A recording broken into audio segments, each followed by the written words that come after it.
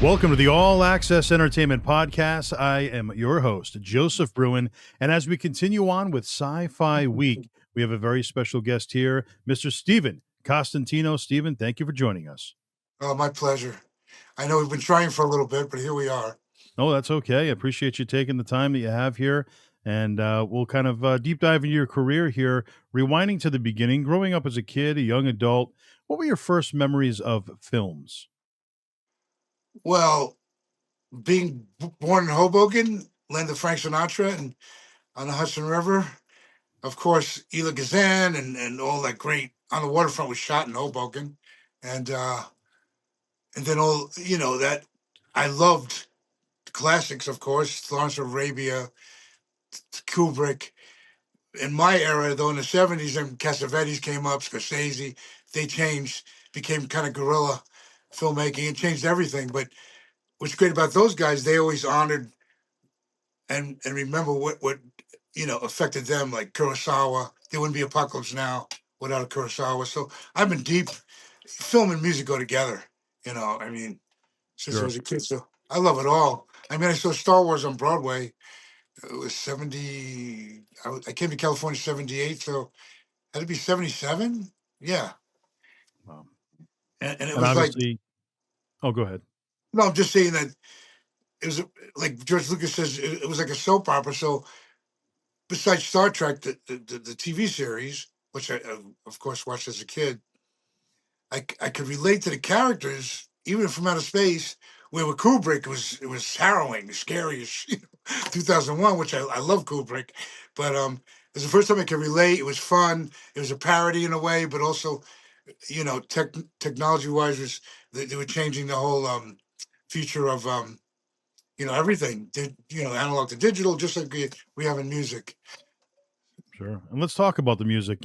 Some of your first memories of music. What was the most impactful, music memories that you have growing up? Well, the big bands were playing, like Woody Herman, that great stuff, and all the great Latin, Tito Puente. So, because we had a diversity at that time, because there was no boundaries in music. I would go see Led Zeppelin at the Garden, Edgar Winter the next day, Lou Reed, Harold Melvin, the Blue Notes, the Spinners. It didn't matter, and the diversity came when you take a guitar over to Washington Square Park and you sit around with the Cuban, Puerto Ricans, Italians, Irish, all of us sat around, and we said, "Wow, did you hear the new Hendrix album? Do you believe the sound? Are you experienced? We never heard anything." So everybody was touched by that, which is like a euphemism for all of us. It didn't matter what culture. But then also the Puerto Rican guy would teach me a little samba, or So we had that melting pot, and it brought us. We all loved what was happening in the transition of rock and roll from blues and all that. So that was my earliest thing. I think my earliest thing was a Monkey record, the Monkeys. And Nice. I wanted I wanted the big belt. I saw the Meet the Monkeys, and I remember to Mom, I want this, And then years later, I find out it's Glenn Campbell, the Wrecking Crew, some of the best musicians in the world that were, making those records with them. So, Sure. yeah, so I'm a product of everything imaginable. And you develop that passion for music, becoming a singer, a songwriter, you play the guitar. When did you first get involved into the industry yourself? Well, the funny thing, I had a little guitar. I have pictures of me with a little guitar. I don't know if it was ukulele, but I had to be like 2 or 3. And I'm looking at it and saying, I didn't know then, but my hands and the picture itself, definitely, there was an innate sense of music built in me, the way I was holding it. And later on, I said, "Oh, I still hold it the same way." That was there to begin with. And I guess my first gig was in the Catskill Mountains. They used to call it Borscht Belt. And all the great comedians, Shecky Green, all. And then my mom, when she got divorced, we'd go away up there. It was kind of a thing, singles and the whole thing. And kind of like if you ever saw Flamingo Kid or Dirty Dancing, Yeah. that vibe. and at that time. And I did my first gig there. I have pictures with the band, and I remember the guy said, the guitar said, "Stick with it, kid. You know, I just got the TW8 commercial. I did the music for, and if you believe, you never know what's going to happen." And I said, to him, it was his pinnacle. But it Right. also he's passing the torch over, saying, anything's possible, whatever you want. So that was my first gig, and then New York, I played a lot in the parks and just, I mean, Led Zeppelin 3 times. That was pretty incredible. The Holy Grail there, seeing those Absolutely. guys. You know. And succeeding on both ends of it with film, with music. What would you say was your greatest takeaway so far in the music world? As far as my career, Yeah. well, there's a lot of. It's like somebody saying, "What's your best film?" It needs to have a genre, but definitely meeting Corey D. Williams when I moved to Los Angeles. Yeah. Through our sensei, I got a job selling office supplies, and the sensei in martial arts taught Billy D and Corey, and he kept saying to me, "Steve, I know you're going to hit it off with Corey. He plays bass, and Corey's from the East Coast too, so he had the same diversity I did.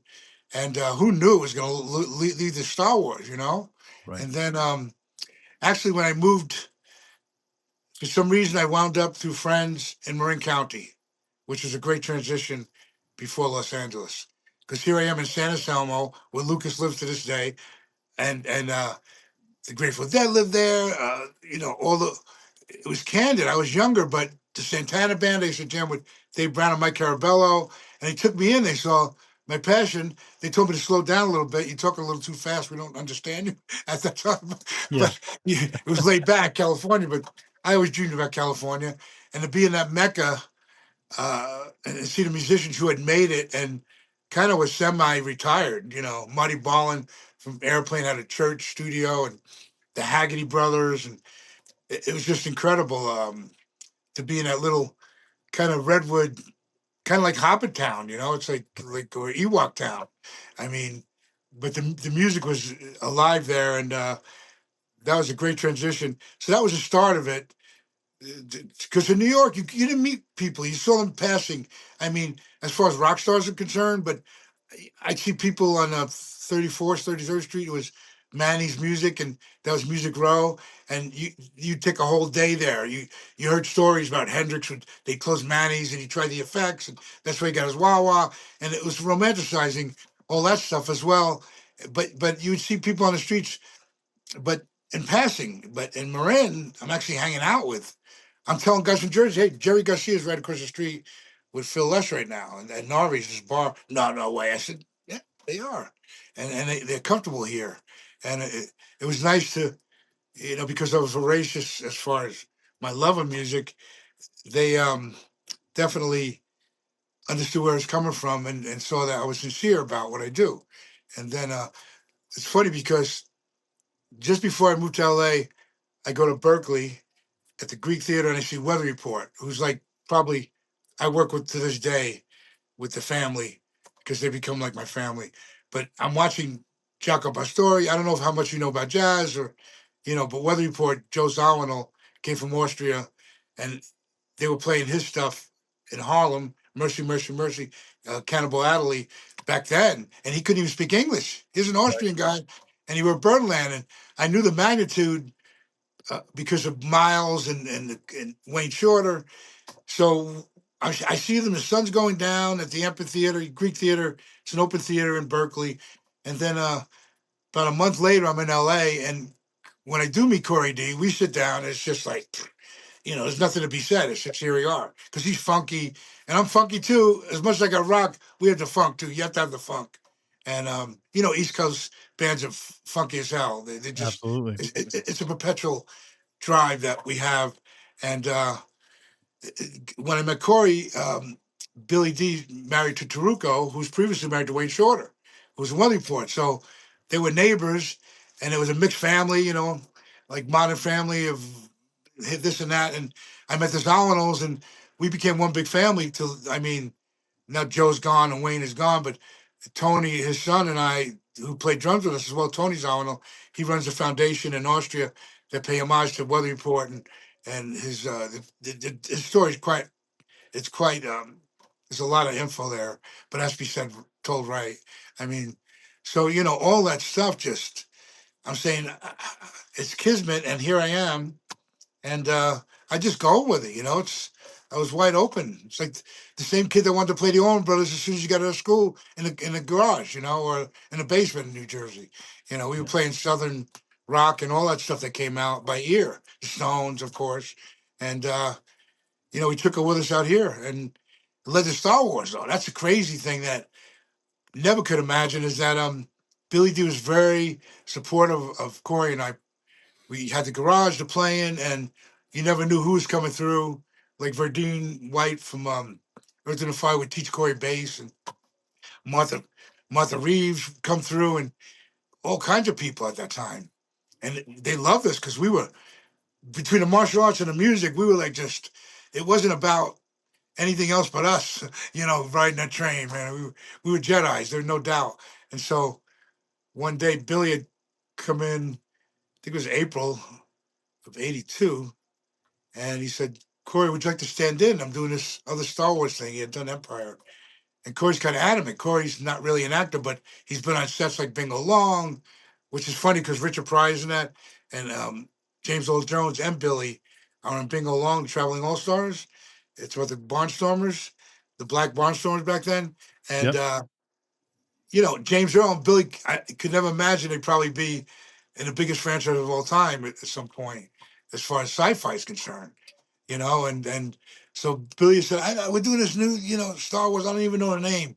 And would you want to stand in? And Corey's like, now it's a catch-22 too, because he's also trying to help us get a deal with Motown because he had done Lady Sings the Blues, Mahogany, all the Motown stuff. And his manager, Shelley Berger at the time, they were trying to help us everywhere we can at the time. The Jacksons were coming out. Michael, the whole Motown thing was going, like Stevie Wonder, Marvin Gaye, they were all branching out. So it was an open forum for us to get our foot in the door. And we were trying hard to get a 3-song demo. And Corey's going, what, you want us to leave now? So Billy says, why don't you come along, Steve? I said, what am I going to do? He goes, bring the guitar. I said, well, I'm not working. He goes, I don't even know what the movie is. Not even Revenge then, but next thing I know, on a plane, me, Carrie, in a little small plane, and Billy and Corey, and she's reading Dune, and we're kind of talking, and I kind of knew her two other friends a little bit anyway in LA, and here we are going to Yuma, Arizona, and we get there on a Sunday, and it started to hit me because everybody was off, and here's Peter Mayhews in a hot tub, 4-foot hot tub, towering over me, and I'm saying, "Oh, Chewbacca, wow." You know, Mark Hamill running around in Speedos. Hey, man, just happy. And, just everybody's happy to be there, Wow. not knowing what we were about to face out there in Buttercup Valley. I mean, it was a tough shoot because nature is upon you, and you never knew. It was like the ocean. It would just blow in and out. And but the wide angle shots, and we drive out, and there's a solid pit, there's a skiff, there's the katana, facade all built. And I said, well, this is crazy. But Corey and I play music at night for everybody. People are dancing. Princess Leia. We're like, I said, this is incredible, kismet, and I'm happy with this. I mean, this is an incredible experience I'll never forget. Not thinking I'm ever going to be in a movie or anything to do with it. And I did get a little restless after 3 days, long hour days, 45 minutes into the desert. But I didn't know how to approach asking for a job because I don't want to insult Billy. I'm there with Billy D, and I have all the amenities being with, an A-lister like that. And I was very grateful. So asking for a job, am I stepping on his toes? Is it too much? And so then I think the third or fourth day, Howard Gazanjian, the producer, asked Billy D to go to dinner, and we tagged along, Corey and I. I said, this is my moment. And I said, Howard, I work for free. I mean, they had scorpion cleanup in the morning. I said, I don't care what I do, but put me to work.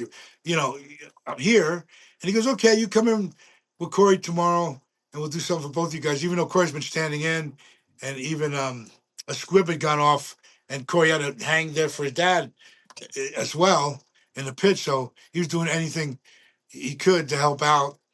And so the next day we show up and they make Chloe Klaatu, but didn't even have a name then. And I'm the Gamorrean Guard. And then my peripherals are off. I don't know what to do. I don't know what I'm doing. We don't know the story. I'm gonna just go with this. And I couldn't see what the mask was on. The bottom was really heavy.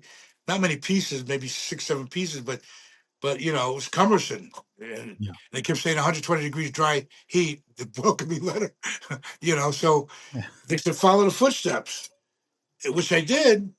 And then, Luke Skywalker comes out. So I said, this is not just a practice scene. This, if he's doing it, he's not a stand. You know what I mean? There's never standing. This Right. might be put in the film, which a lot of people say stunt guy said, well, I was in there. We all are made up the scene. It's like later on.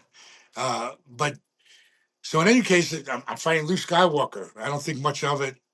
It's a quick scene, fleeting moment. Um, the great thing, Billy D, being proud of what's going on, takes pictures of Corey and I with the mask off. Ralph Nelson Jr., the still photographer, took some stills of us with the mask off. No one had that luxury in costume. Maybe if here and there, but Sure. nothing like that. And then I didn't realize I was going to be the poster child for Disney with the sales, that picture they use all the time. So Right. those went in the archives of Billy, and he couldn't even put them out or release them, but they were just personal for him. And then I had my Polaroid, but I hid it. I took Mark in his trailer. So all this stuff, I didn't think of anything but just taking pictures and something to remember. And years went by, and maybe 15, 20 years. And then I think Corey, who lives in Atlanta for quite some time, was going to see his dad, who was at Dragon Con. And the appearance manager at the time saw some pictures Billy had from the archives, because I guess they were, re-going through everything and see what they're going to present now as the changes go on with the franchise. And he sees the picture of Corey now. He goes, Corey's in this? Who's this other guy? What is this? And well, they were there in the set and blah, blah, blah. And then it goes up online, and then the guys from Star Wars Fun Fan Day in Manchester, Burnley, Yep. UK. They go, do you sign autographs? And for what? My scene is like, what, 2 minutes? They go, no, you got killed by Luke Skywalker. It's a rite of passage, and they're one of the biggest films of all time. I said, really?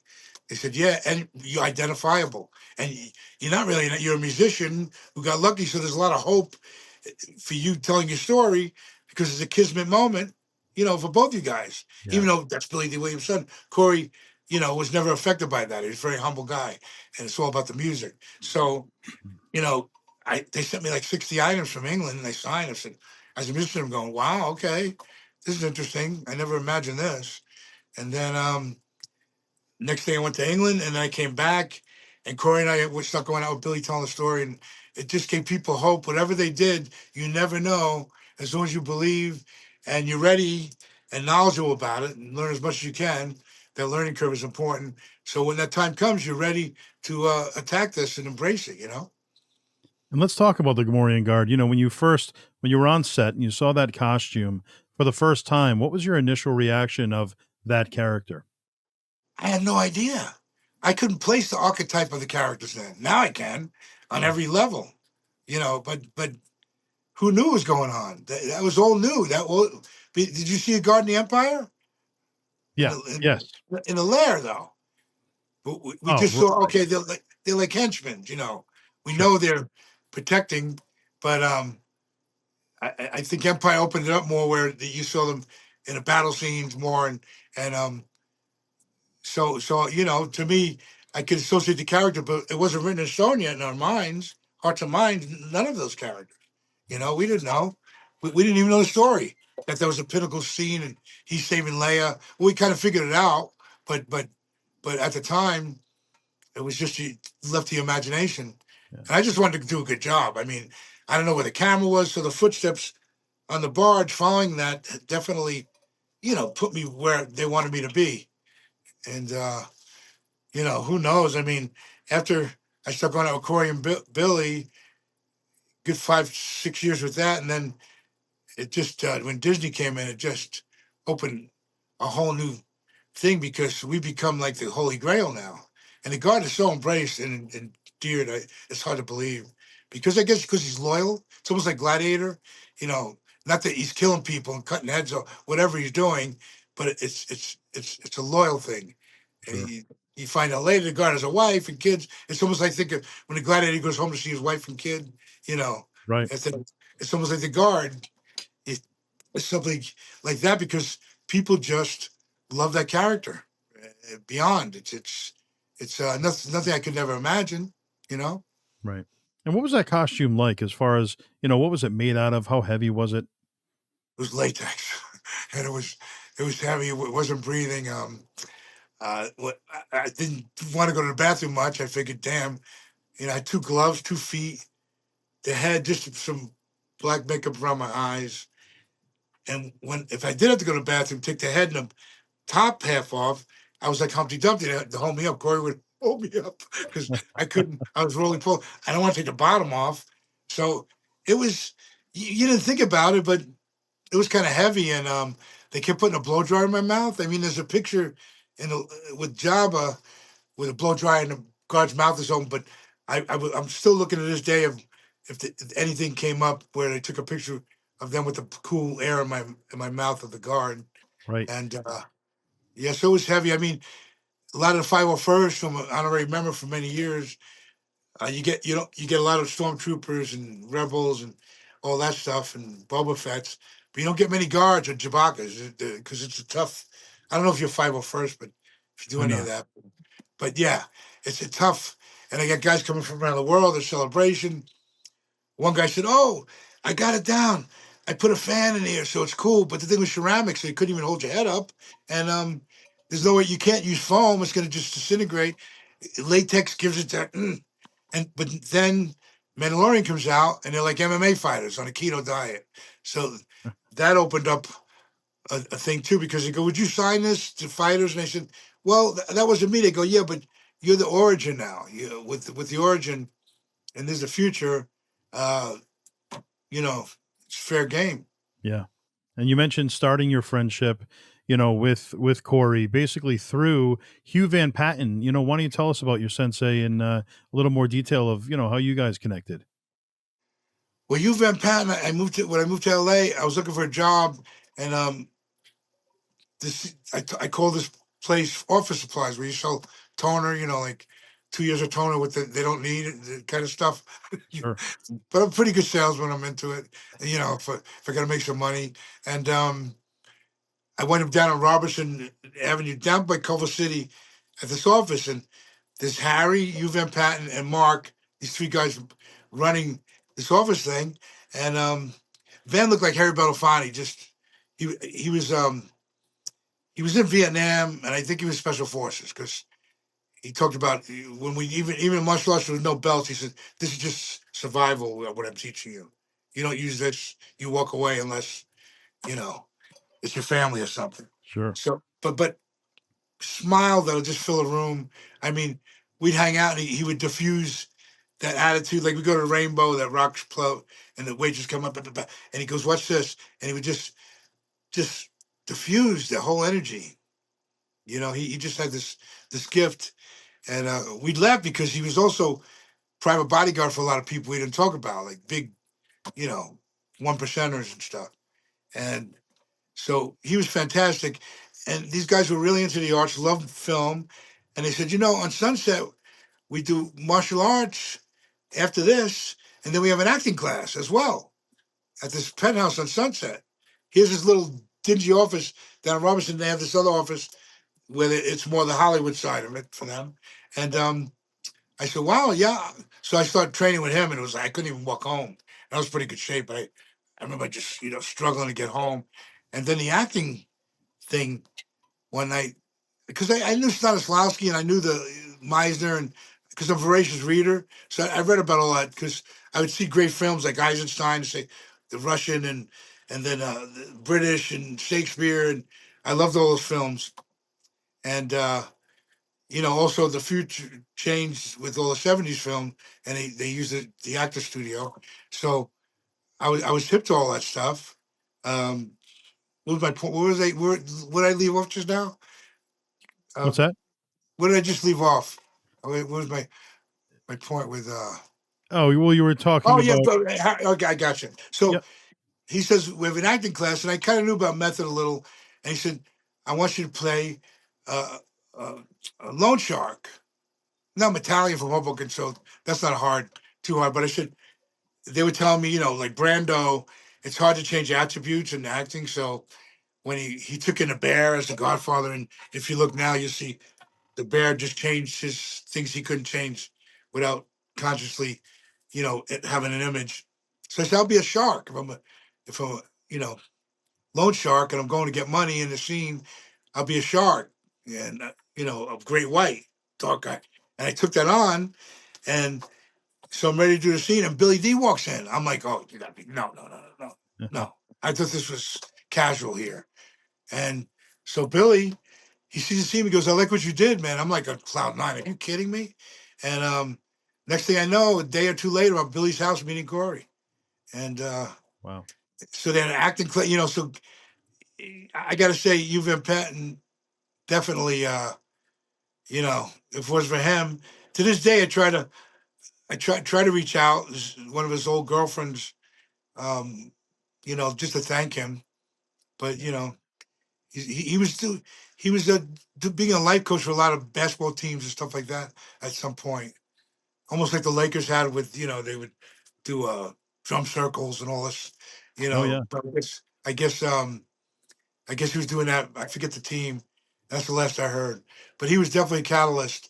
And once Corey and I met, that was it. I mean, even to this day, we don't have to see each other talk much. We get together. They had the premiere here, and we were in my studio when I lived down the hill all night. That's what we wanted to do, and we recorded that. And it hasn't changed. It's just we have a magic. He brings stuff out of me, and I bring stuff out of him that no one else has on a lot of fronts. And And you talked a little bit about the sets, for Return of the Jedi when you first saw them. How extravagant were they? Were they rather small? Were they large? well, the set in the middle of the desert was a metropolis. You're driving up saying, "Oh my God," um, and you learn the fabric and the foundation of it is those hard workers there, those builders, those rodeo circuit guys, and transportation, all that stuff. Without that, you know, the actors wouldn't have a forum, and it was amazing. I mean, by that point they had success, and money was no object, of course. Right. Money's always an object when it comes to the final, the bottom line. But to see that kind of bit the beehive going, man, it was like, wow, this is unbelievable, man. And the other thing is everything was tangible then because we had wide angle shots and dusters in your eyes, so the actors really had to act in that. And it's interesting that a dichotomy that goes along with that now is that I do a lot of Q&As and shows with the new people, and they embrace us. In between the prequels and sequels, there was a lot of green screen and great actors, Liam Neeson, all those great actors. But you can see it suffer a little, them trying to imagine, because now you have to imagine there, and so it's going to affect the acting a little. Not that the actor wasn't good. It's the synchronicity I'm talking about, like music. Most people wouldn't know it, but I can tell because I can feel it. Yeah. So when the volume sets open with the LEDs and they're immersed, that's come full circle in the sense that they said, "Wow, we actually feel like we're in the scene now, finally, and we got to think about it. We just got to think how to, be the best actor we could." Like, so I do a lot of people shows of Mandalorians and Boba Fett's, and that keeps coming on. That we had tangible stuff. That was another thing. The guns that were made in Jedi, the big guns with carburetor parts that are distressed. I'm looking close because I'm an engineer. I had that kind of thinking too as a guitar player, well, architectural in a sense. And I'm saying, wow, this is genius. The simplicity of this is genius, you know. And being And a guitar player, you got to, work with some of the greats, like you already mentioned a couple there, but Crazy Town and New Edition and, Belle Biv DeVoe and Black Eyed Peas. What was that experience like working with all of these great well, that talents? came at another thing out of nowhere. I had met but the first drummer I met, which is crazy, is my friend Frank and this girl had a guest house in Santa Monica. And she goes, "You got to meet this big dude from Kansas City. He's drum corps. He's a great drummer. He loves jazz. He wants to meet the Weather Report guys." And I go over there, and it's Danny Carey. Wow. See, and Danny and I started playing together at Simmons, and I lived in Malibu, and there was a ranch that this keyboard player's dad owned called Sandstone. A lot of history there.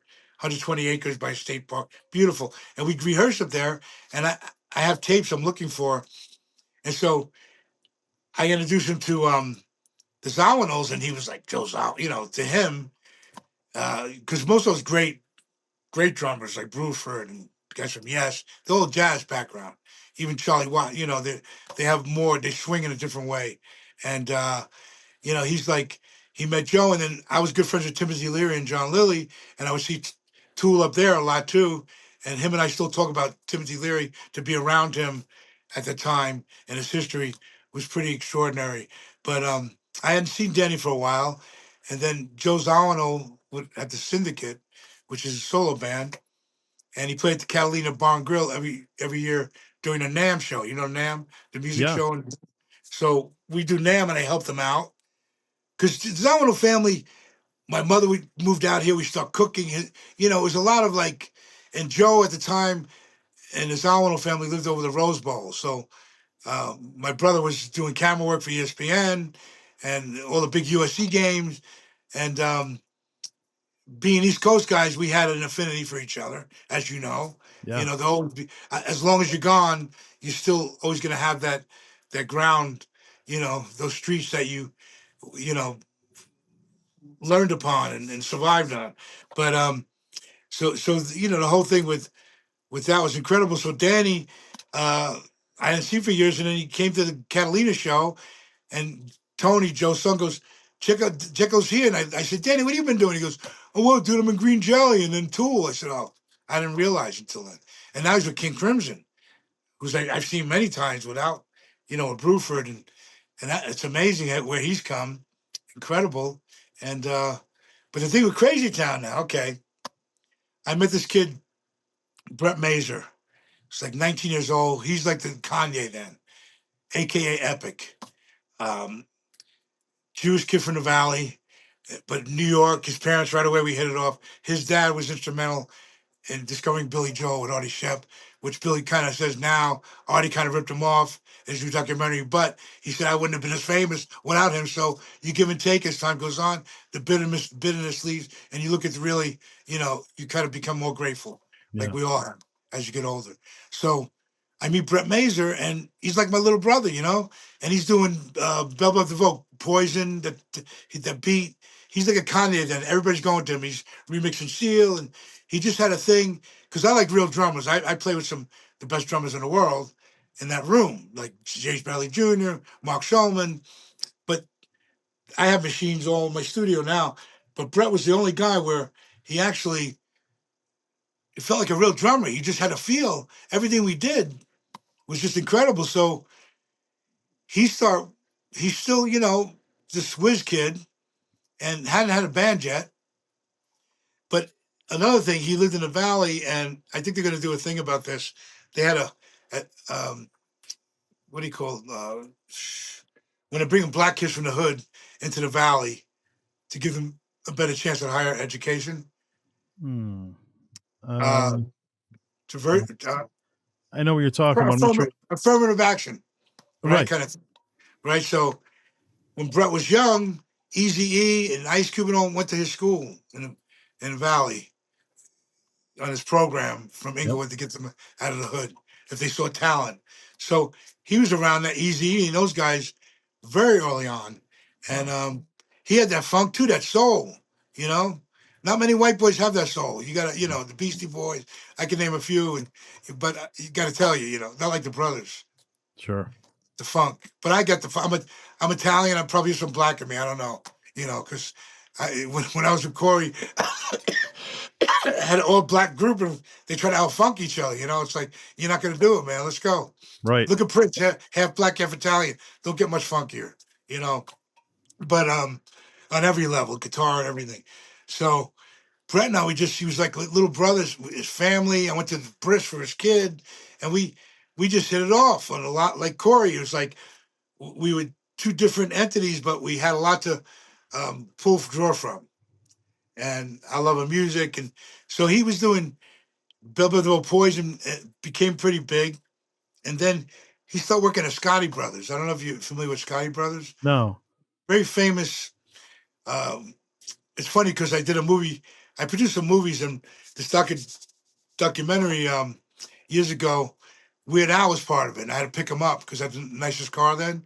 Oh yeah. And the director, producer, who led me to do Walking After Midnight, Ringo, and there's other stuff as a producer, and then doing Starlight in Canada with Willie Nelson and Ray Don and Billy Worth, who he's another guy we have a long history of music from Lost Boys.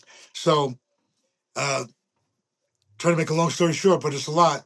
Um, so at that point, Brett and I he's working at Scotty Brothers, and it was like it took over the whole block, and they had a beautiful Studio A.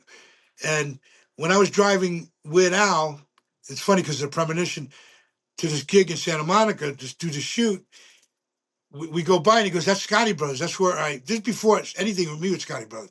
This is where I filmed I did my music." And if you see David Lee Roth, the Scotty Brothers with cigars, those guys, he did a parody on that because he Yep. did his stuff there. They did a lot. Brett's dad had a lot to do with soundtracks from the Bee Gees and all that. Saturday Night, they did a lot of that there. So they had a beautiful Studio A. They had little cottages for producers that could stay overnight. So once those gates are closed, so Brett and I at night could go into Studio A and do anything. Everybody was gone. So we had the big SSL board. And it started with Black Eyed Peas coming through, Will.I.am, and before Fergie. And I just saw those guys at a Marvel show a few years ago, and they did a thing with Stan Lee. And it was crazy because we come full circle. But Will.I.am, I said, there's something about these kids. They would just listen and watch. And their first demo on cassette, I think Brett got them signed. And I went to see their first shows, and they actually had a band in hip hop because I wasn't a big hip hop fan in New York. I knew that, and now I understand it's the linguist and with it's beautiful poetry and especially the old stuff. But it was block parties in the Bronx, in that time. I didn't realize later on I met all the architects of that stuff, Dre and all those guys, later Yeah. on, and all the East Coast guys. But I in LA I got a taste of hip hop for the first time through Brett. So Bell they come in, and then Bell would come in, and then Brett goes, "Listen," because for some reason he loved my guitar, because even if he sampled it, it still had the feeling and the vibe of real, just like he did drums. They felt real. There was nuance there. It wasn't just cookie cutter. And so, he goes, New Edition's doing a comeback. I said, it's huge because they're all platinum artists now. Bobby Brown's platinum. They're all platinum artists on their own. And I got a song, You Don't Have to Worry. Little Kim's going to be on MCA, and it's going to be used for us. And so I do this, this greasy little guitar, man, just very effective. And thing happens, they played it once, and you can see it on YouTube. Okay, some of it. They played it they did a biography about them just before they're going to go on tour. It never happened. Bobby had his problems, this and that, and it would have been the biggest thing. They're out now. It's different, but the song was really cool. It's not mixed properly, but I have a version, and I said, well, that's the way it goes. I was part of that, and then a few years later, Brett starts Crazy Town with Seth. Now Seth, my friend that was a manager of Lower Level back then, and so Seth had a band, aka was Epic, and Seth was what was his name? He just passed too. I can't think of his rap name now. It just went blank. But Seth was with a band with Scott Kahn, Lower Level, and they opened for House of Pain, and so we had to. My friend that was managing them, also because they were underage, we had to chaperone them and watch them. So when I met Seth, they said, Lower Level, right? So right away we had a thing, and he started Crazy Town, and at the time too, Brett was also playing with Jay Gordon, who started Orgy. Everything everybody went their ways, and that kind of happened. And then they Come My Lady became a huge hit, of course, Gift of Game, and that's for Santi, and Flea was an album cut on Blood and Magic. And I had done some crazy guitar, Mad Lion. And then Brett goes, that guitar, man, I love that guitar. He goes, I'm going to use that revolving door. I said, what? The guitar we use a new edition? He goes, yeah, who cares? It's ours. It's yours. You okay with that? I said, hell yeah. So there it is. The guitar lives, and you don't have to worry. New edition, which is there forever. Someday it's going to come out because it's still a great tune. Because Right. it was them coming together for the first time as solo artists that are all successful. And then, ladies come, ladies go through our revolving doors. Some ladies never come back. Most come back for more. That's the same guitar, but that becomes a hit record now. So that was mind-boggling. These things that happen that are unprecedented in the music business. Yeah. But for some And reason, here I am. There I am. You know. you've been in the Because I thick of never try to things. impress anybody, I always love music. Like Corey and I, we play, we don't give a shit what was out there. We're just, here we are. Yeah. And you'd go on to release multiple CDs. Why don't you tell us about the CDs that you've released over the years and what that experience is like releasing an album?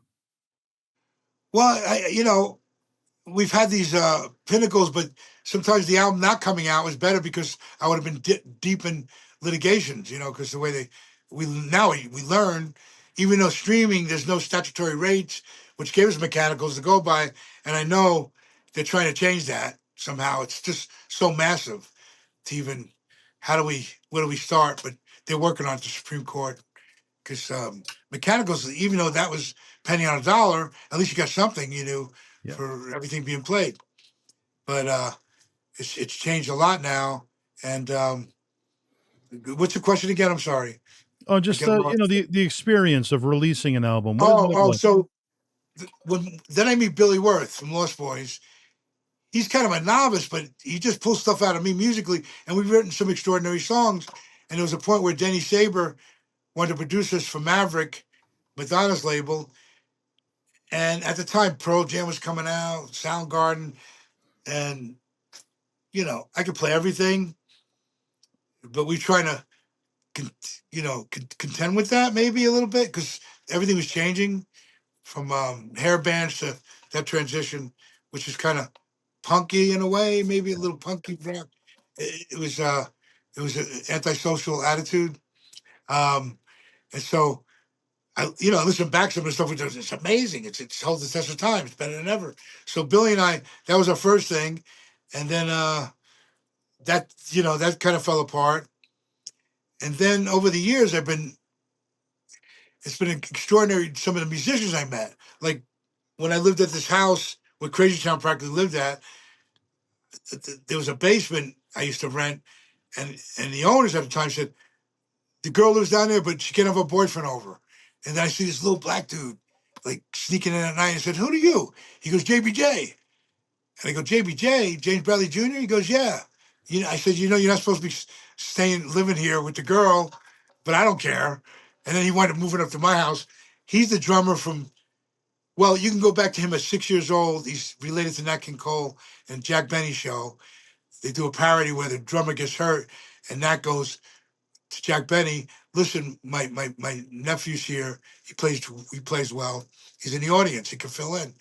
JBJ's 6 years old. I have footage of this. So next thing you know, JBJ walks up and Jack Benny's looking at him at 6 years old, this prodigy. And he gets on the drums and Jack goes, "Follow my lead." He's on the fiddle and there's Nat King Cole. And then JBJ just goes off. And it's like, who is this kid? Then he goes on to do Chuck Mangione. Well, Chuck feels so good, you know. And then Anita Baker, Earl Klug, Mary's Danish, Slash Snake Spit. And then I'm playing, he's in a band called The Cronies with Billy Worth and I. And Brett comes to the show and goes, "He's a badass drummer, huh?" I said, "Yeah, he's one of the best. I mean, he's covered everything. And he rocks solid, And he said, "Really?" And he said he also taught, what's his name, from the Beastie Boys. He was instrumental on, getting them beats to sound real. And he goes, "Can I take him on tour with me?" I said, "Really? You gotta take, because I don't want to go on tour and hold my guitar down here and, play the crazy. I didn't play the Crazy Town thing at the time. Um, but I had to teach the guys my parts, and we became a big family. So he goes on tour. He says, "Hell yeah, he's gonna make good money and go around Europe." And but in the meantime, I had some great drums of his and my EP, but it felt dated. There was a point where I don't know what else to do to make this, because the drums were done back then. But I feel like he's on, Ivan Neville's on keyboards. Then Mark Schomer from Pink and Cher is on a few tracks. And I felt like I want to really um, do something with this. I owe it to these guys. These are some of the greatest. They're not going to come back in and do it, but I can make this great. So when I was 30, I decided to go to engineering school so I could speak the lingo in technical terms as well. And I was fortunate to have Malcolm Cecil, my teacher, most of my stuff. And Malcolm, wiry white hair, from the BBC, ran the BBC, played a hell of a keyboard, cello, um, and innovator with Bob Moog and Robert Margouleff. They designed Tonto, which is in a museum now in Canada. And Tonto was the first sequencing. I don't know how technical you are, but when I talk about sequencing, meaning now all our stuff talks to each other. Every keyboard I have, we could put a USB and they talk. That wasn't the case, especially many years ago. Things became obsolete. The Oberheim came out, the Prophet, all these great things that made all these sounds. They couldn't interconnect. They would just stand alone. Now they all connect. You can have one as a controller, work at any sound from any Hammond, any Rhodes, anything. I have it all. I can do it on guitar. But then they have this room full of all these big, with the TT plugs and just the whole room. And you could look up Tonto and see pictures of this thing. And it took 6 guys to man this. Now we're talking about Bob Moog too, ELP, all these, the Moody Blues, all these great sounds came out of that. But they had the first 8-bar sequencer that could go across, which they started all that. They were the architects of the whole industry, Yeah. and so they put an album out called Tonto's Evolving Headband, which is on YouTube, and all the sounds you hear, it said, oh, every sound Rush used or Moody Blues, they created this thing, Mellotron, all in one, with all different components. So that brought us to the future as far as everything fusing. But then one day they get a knock on the door, and it's Stevie Wonder with the album under his hand. Goes, how do I get these sounds? They go, come in, and that was it. They Wow. produced every Stevie Wonder. So Malcolm, he died. Last time I saw him was at NAMM with Keith Emerson, who I've seen many times with Emerson Lake and Palmer. And Malcolm said, oh, we became friends, started playing music together. But at the time, the school was very small. I was very lucky. And it was like a Back to the Future education. What he taught me, I still use now. Quantum physics, all this other stuff that is looming around us, Yeah. And so we didn't have studios in house. So at the time they weren't obsolete. So he'd take us to all the studios to intern the great rooms at the time. And Robert Margouleff was doing like Shadowfax and Amigo Studios. And we get to go in these sessions. So those guys became my friends. And so when I saw Margouleff a few years later, he said, Malcolm always loved you. What have you been doing? I said, well, I got these songs with all these great musicians, but it feels dated. I don't know how to produce it or mix and master to the next level. And he goes, we'll do it together. So Margouleff, Malcolm's partner, produced those tracks and brought him, maybe do the vocals over. Uh, I said, push me like Stevie Wonder, because Stevie's a Taurus, a bull like me, May Yep. 9th. And we have the neck thing, like Streisand is a Taurus. It's weird. Because Muggle goes, a lot of singers are Taurus. Taurus, for some reason, have the best voices. I said, oh, really?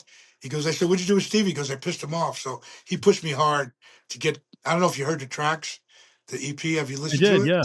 Yes. Yeah, so I could leave it at rest finally. The kids can go to college with that thing. So it's been a beautiful journey, and I still pinch myself to say, "Wow, look at me!"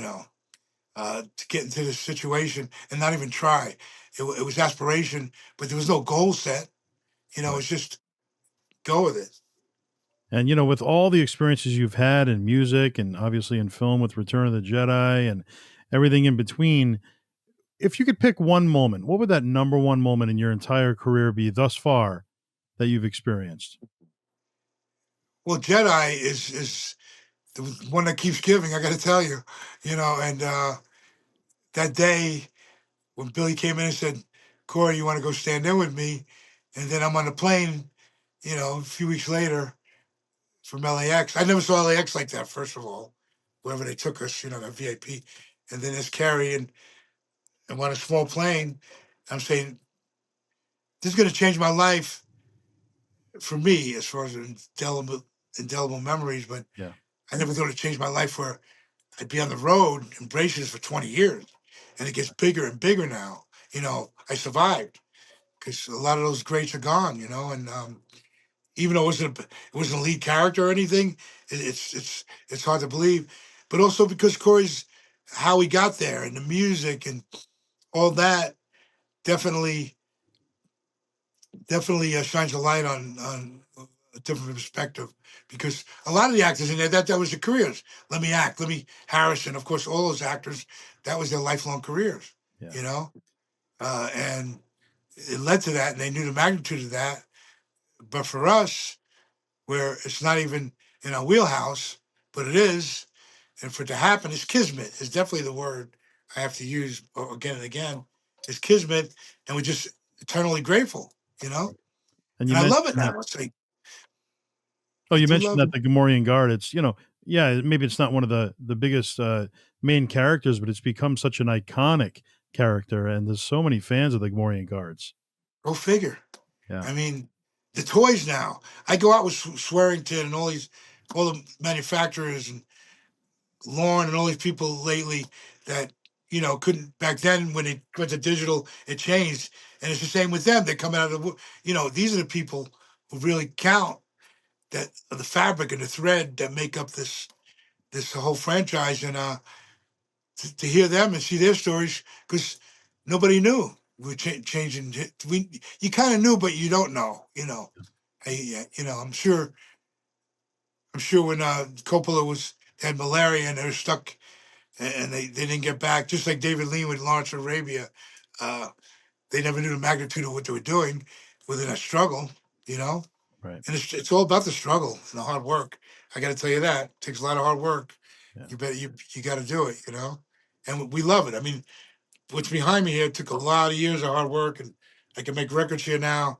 And you got to trudge through it, because the creative versus the technical is always doing this. Right. Like you go, oh, I'm going to put this guitar down in one little thing, Yeah. and that's it. You spend, 2 days figuring out, oh, my Thunderbolt cable under the thing is out. Yeah. Silly things that just are frustrating, but you learn to get through it. Malcolm Cease always said, if there's a problem, go to the origin. Always to the origin first. Don't work your way down. Go there, start there. And it's true. Yeah. And you would obviously go on to create that label and recording studio called the Gamorrean Sound. And it's The cool how big you did the sound. tie in there. Big sound, buddy. Yeah. Sodom and Gomorrah. That's really comes, I would imagine the origin of that word is Gomorrah, right? Right. Exactly. Debauchery, Yeah. uh, uh, antisocial, you know, Yeah. all of that. I mean, but yeah, Gomorrah sound definitely makes sense. Yeah. I mean, I said as soon as I'm going to be a character, I'm going to get the tat. Oh, wow. Look at that. That's where I started. And Mark Bravin, Mark Yes. Dravin. Yep. Well, it's funny because I was at 2012 maybe celebration. Jerry Bullock was there. Carrie, everybody was alive. Peter, Kenny. I'd seen Kenny in England too. He was having a hard time, but Kenny was quite the character, that little time bandit. Let me tell you, his stories to this day I just laugh out loud in my head because of him. He was just a wonderful person. But that last celebration was it 2015 maybe? Not the last one, but back then. Um, it was incredible because everybody was there, and I saw Tattoo Alley, and they were all licensed Lucas artists. I said, "Oh, if I'm going to get a tattoo, that would be it." And the guitar came from Lego because my friend said, Lego, the guard, if you get to a certain level, the guard's playing guitar. I said, "Oh my God, bing!" The lights went off, and so when I was there, my girlfriend at the time said, I said, go look for somebody because I'm so busy signing and doing this. Go look because to get in the alley, it's going to take a 4 or 5 hour chunk out of the day. So there's no way I could do that. I said, fine. She found this guy from Jersey who had a place in Jersey, and he came over to meet me. I said, if I was ever made into a toy, which the Funkos, and now of course I'm the old Kenner and all that, which are very valuable. Like Yeah. unbelievable. And I make my own stuff. Coin plaques are very big now too, metal plaques because they give a provenance, and that's a big thing now. I didn't realize because I'm identifiable, my face. That's a 1% of the whole thing. I mean that to have that candid stuff is just that we just did because we were there with Billy, and it was like just a way to capture memories. We never knew it was going to become part of our whole existence, Right. so he said, listen, I don't leave the Sunday morning, but I'll come over Saturday night. Or was it Sunday night? He leaves Monday morning. Can I come to your studio and I'll do it there? So he did this, but over 10 years, it kind of faded. There was one pickup that wasn't on a guitar, the Strat, and I'm a stickler about that. There's 3 single coil pickups. And then I was in Rebel Scum in Dallas, which is becoming quite a show. And I worked with Order 66 6 years before they become what they are now. And Mark was there with a smaller setup. And I said to Mark, I wanted you back then, but I couldn't get you, even though we became friends. Actually, Mark gave me the shirt back then. I Oh, still have. He doesn't have any. He goes, "How'd you get?" That's classic. I mean, it's ripping, but I love it. Oh, yeah. there it is. There's 2015. Yeah. So I said, Mark, the thing is faded. The color was a little more Kenna green. I wanted more distressed, like my actual one on the set. And I showed him pictures. So that's what he did. He fixed it like never before. It's beautiful now. Yeah, it's I'm really great. happy with it. That's a great So, piece. so that became Gamorrean Sound, you Wow. know? And at first it was adamant, it's going to be a problem.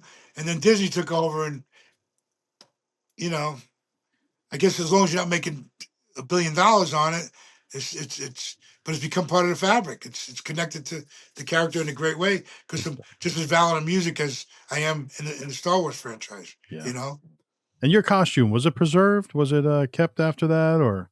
I would imagine I think it's disintegrated. You Ah, know, because I know a lot of people in the military. My friends are, uh, I think a Black Hawk Down lieutenant. And he's a big fan. We've become friends, and he flies over there, and they still excavate. And actually Buttercup Valley. And I was there a few years ago to do a nonprofit thing with the 501st and got to go out there. It hasn't changed much, but I guess there's still pieces, latex within that sand there, and they find it every day.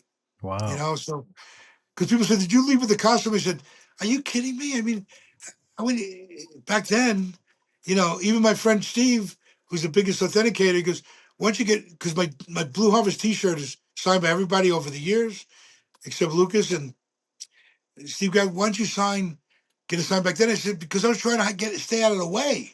I was green, man. This is very overwhelming. So I'm trying to stay out of the way. And people are great, embracing us and telling us beautiful stories. But at the same time, there's no way they're going to let you have that kind of stuff. There's Yeah. no way. The film was not going to be out for another year. Right. But I think if anybody got Lucas or Steve Sansweet might have maybe there might be a few masks going around. I don't know about the body because I guess latex disintegrates over time, right? Yes, it does. Yeah, it does. As long as For I 40 mean, I'm years. sure, yeah, they probably have a way of saving it, but some of them Yeah. probably just can't be saved. And So when let it me comes tell to you, it, can I ask you about you a little yeah. bit? You're big into wrestling, huh? Yes, yeah. Was a ring announcer for 10 years. So Oh, okay. I'd be the guy in the ring announcing them. Really? Yeah, it was a lot of fun. In the East Coast? Yeah, all over the place. Yeah, all different shows. Vegas, Atlantic City, that kind of stuff? Oh, not out that way. No, mostly New England for the most part. But did some used to do backstage interviews with a lot of the wrestlers, for in Delaware for the Super 8 tournaments, and did a skit on Monday Night Raw before for WWE, and just a lot of fun, little experiences over the years. Yeah, we fuse because they're superheroes too. What's it, the Buck Bruckus I went out with.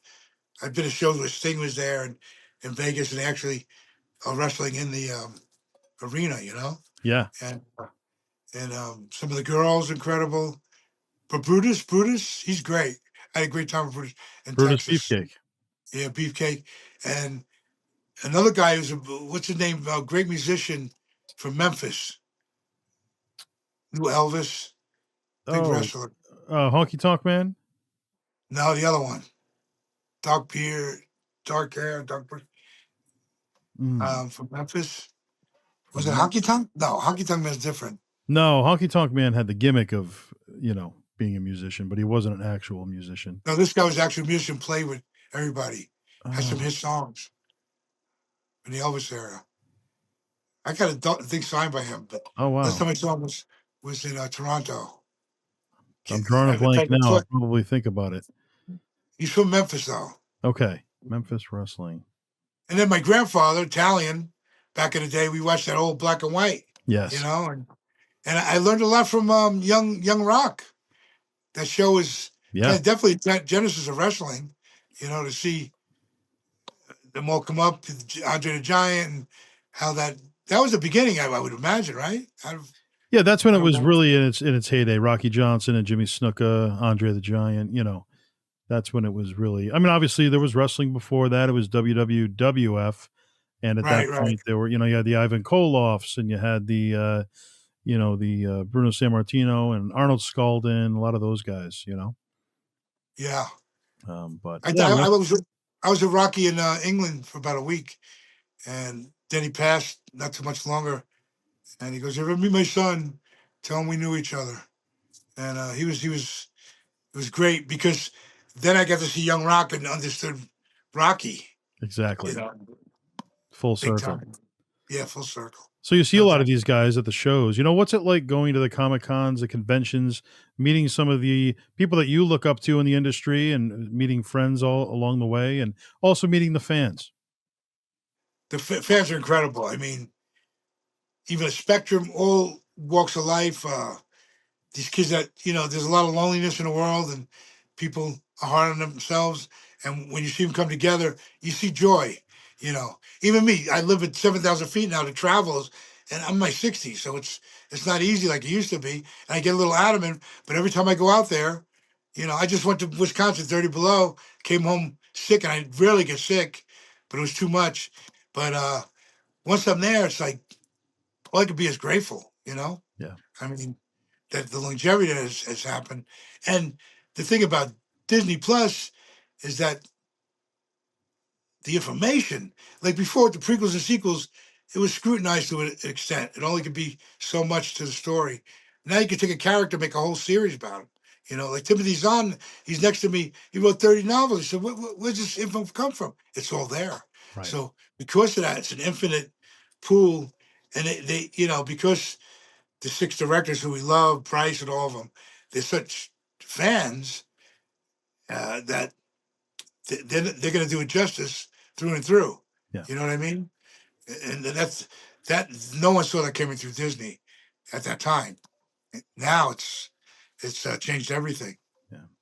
And Because somebody even that's the young generation going back because of that stuff, because their attention spans they they wouldn't go back and just discover the trilogy, but now they will. sure, absolutely, yeah, it lives on. It's one of those franchises that will never die. It lives on forever and just keeps gaining traction, and it's a beautiful thing. And meeting the fans, there's nothing like it. I'm sure getting to see them and thank them in person. Oh God, it's incredible, and that's the thing about Corey and I went out a lot. That we were so humble about things because of music, we didn't have anything to prove, Right. and I think people appreciate that because there's a lot of egos in the world, and it's interesting agents and craziness. It's like I had to learn and navigate my way. Uh, Eventually, represent myself, but I have different agents. Like my godson is out of Massachusetts. Dominic Cody. No, who's Well, I met him at some shows in Mass and Jersey through this guy Kenneth Lawrence, who does a lot of shows. okay? And he came up to me. He was a big Kiss fan, but he has Star Wars. And I said, "Who are you, kid?" Now he's become one of the biggest agents, and he got a lot of people can't get because of his his humbleness. But Oh, back then he goes, "Hey, my family just retired and they have a place in Wells, a resort." I said, "Really? Kenny Bunkport, you know, yeah. the land of Bush," and so there I am in Wells, and I said this because I used to go to Long Island and crab digging and Jersey Shore. So here I never got up to that far when I lived there. Yeah. So I said, here I am, and well, you're up at 1% where you are. That's Yeah. incredible. And in East Hampton, I had friends on the Maidstone so that whole Eastern Seaboard is incredible. The history there, whaling, and the Sure. whole thing. But so I went to stay at the resort, have my own cabin, Gamorrean cabin in Wells, and then from there we started doing shows in Framingham, and a lot of my cousins from Jersey moved to Connecticut. One was living on Lyme at Lake, and so all of a sudden here I am on the Eastern Seaboard, and I made it a thing where if I go there, I'll start in Jersey, go to Boston, go to Mass, go to New Hampshire, go up to Maine. So I've done a few of those, and that's been a thing where a changer where I will have big shows on weekends, but if I'm going to go, let's do a 10-day in between. Let's hit some local stores, 4 hours. And I started doing that with COVID, where I could drive up to Central California and people was dying for some connection. And I started doing that. And I started a whole trend, hitting little stores. And agents would go, oh, they're beyond your little store. I said, no, no, no, no, no.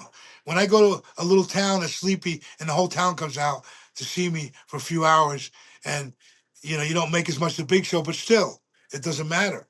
Yeah. You know, if I can do 3, 4 of those, it's memorable and it connects the dots. And it's a lot of people who can't do the big shows. It's expensive. Sure. Just You to get know, in the door. Yeah. I'll forget about 2027 celebration next to the museum downtown, parking alone. You can't even think for even if you park 2 miles away, it's $50 a day, $100. Now, So coming it up, is. obviously, we have the 50th anniversary of Yeah, Star Wars. What yeah. could we expect in your eyes? What do you think's going to be coming around the corner? And what can we expect from you in the way of fan interactions or conventions celebrating the Well, 50th?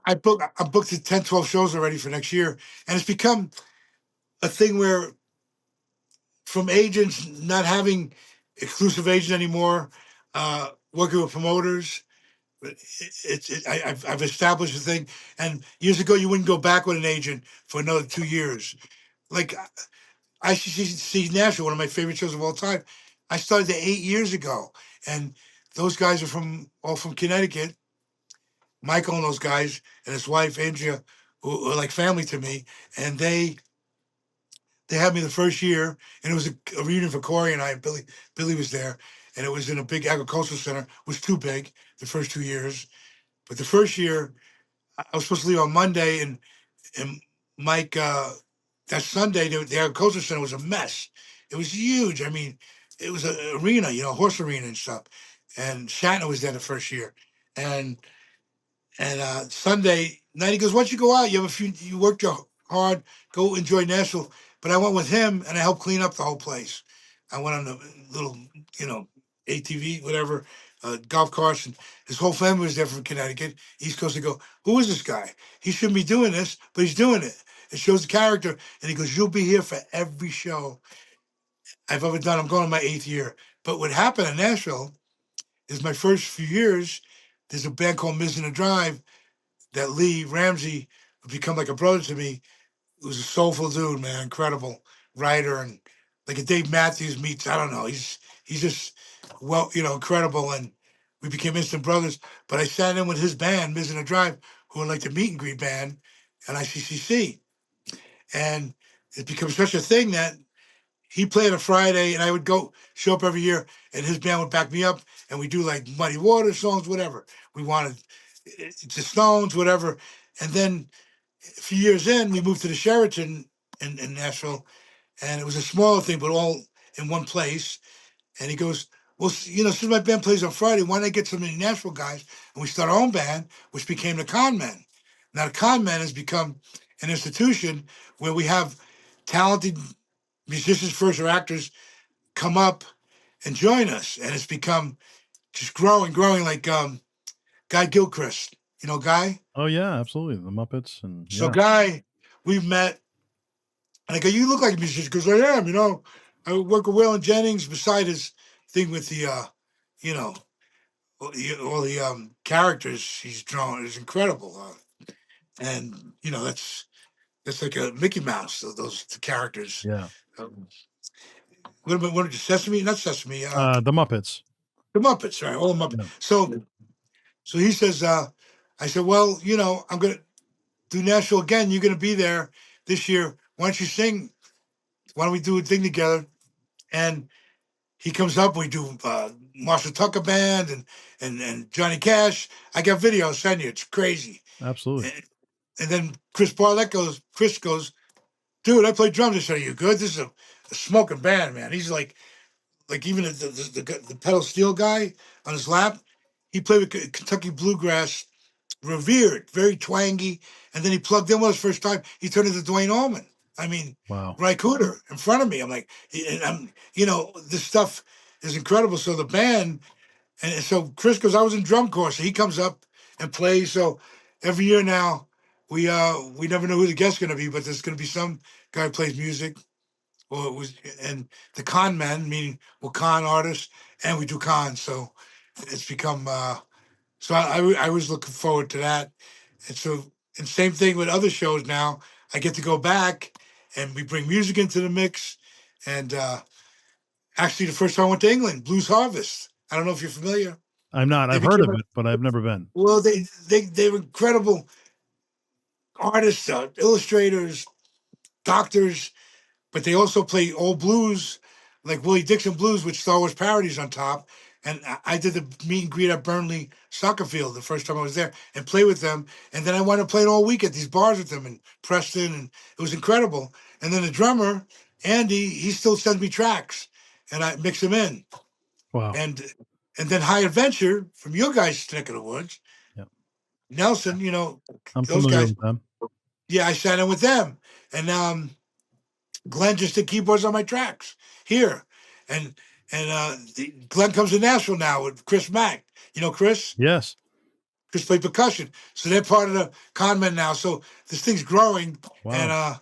it's almost like I want to start a Conmen band. It's sick, like almost like the band, had all those great. Each one is individual as the next, vocally and music. So that's always in my head. Put a Conman um, album out. That would be cool. It would be cool, you Absolutely. know. Where can fans follow you as far as website, social media? Stephen Costantino, you got to spell it right. Stephen. Costantino. Big problem. Everybody puts CON, Constantinople. It's Costantino. COSTANTINO.org. But I go to a lot of shows that put the Constantinople, even if they see it 100 times, they put the CON in, and I said, you got to change that, man. They can't find me with that N in there. That's, Right. and I'm across, my music's across all the formats. Um, Also YouTube, and of course Facebook and Instagram. I'm on Facebook a lot because a lot of history's been there, and I keep showing memories there, and you can see everything right there, pretty much. Awesome. Well, we look forward to seeing what comes next from you. That is for sure. And we thank you for all of your contributions and everything that you've been a part of so far, and your vast knowledge for music and such an influence in the music industry. You've done so much, and obviously your iconic role in Return of the Jedi and everything in between. You've been a part of so many great things. Fast forward many years from now, in closing, looking back at your career, what would you like your legacy to be? How do you want to be remembered? Oh, just the music, the music. Well, Star Wars, of course, that's inevitable, but that's forever. That's beyond me. Yeah. But the music, the way it touches me, music is. It's like I'm not that big solo artist. I've made multi-platinum records on my own, but everybody in the industry that's heard me is touched by me. Even the hip hop guys, because I've been true to myself, and that music's always been a healing thing for me. So my music will live on because sometimes I felt like middle of the road. Now, those songs could be 20 years old and they stand up more than ever. So it's definitely the music and my playing, and everybody's always, inspired by that. And that's all I can ask for, you know? Yeah, you're well Absolutely. respected for a reason. You've put in the Yeah, hard work. That is for sure. yeah, exactly. So, Stephen, thank you so much for being a part of the All Access Entertainment podcast. My Appreciate you pleasure. being here and taking the time today. All right, I hope I didn't go too much tangents. No, it was great. Great to hear all the stories. And for Stephen Costantino, for Joseph Bruen, this has been the All Access Entertainment Podcast. Thank you for coming, for supporting Sci-Fi Week.